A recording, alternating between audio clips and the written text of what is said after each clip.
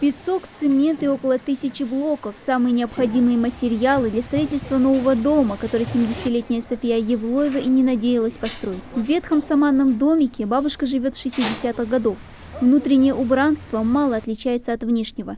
3 небольшие комнаты, спальня, зал. А этот узкий коридор недавно служил кухней, пока хозяйка не оборудовала ее на веранде.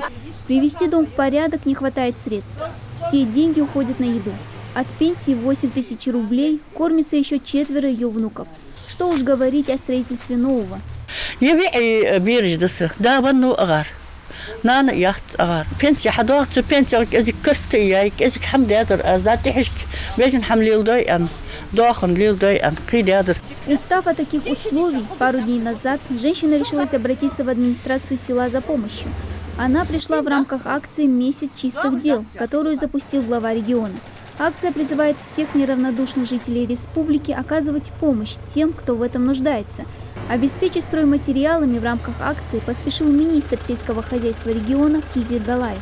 В рамках акции, проведенной главой республики «Месяц чистых дел», министром сельского хозяйства и продовольствия Кизиром Галаевым было принято решение оказать материальную помощь семье Евлоевых из сельского поселения Плиева. Мы привезли песок для заложения фундамента, также для постройки, возведения стен, блок, цемент.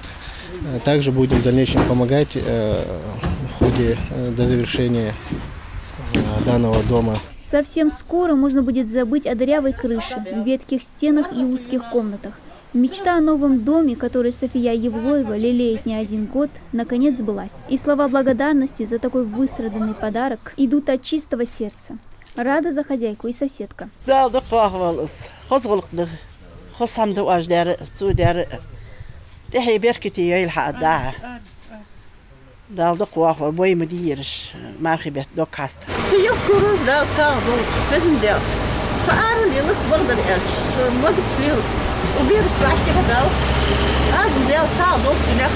Стройку начнут сразу после Мархаш, внуки помогут, а сотрудники ведомства будут присматривать за тем, как продвигается возведение дома и по возможности будут оказывать дополнительную необходимую помощь. Также в рамках акции по поручению министра сельского хозяйства в эти дни в различных районах республики ведомством реализуется пшеница по заниженным ценам. Дана Плиева, Ахмед Гандаров, Новости 24.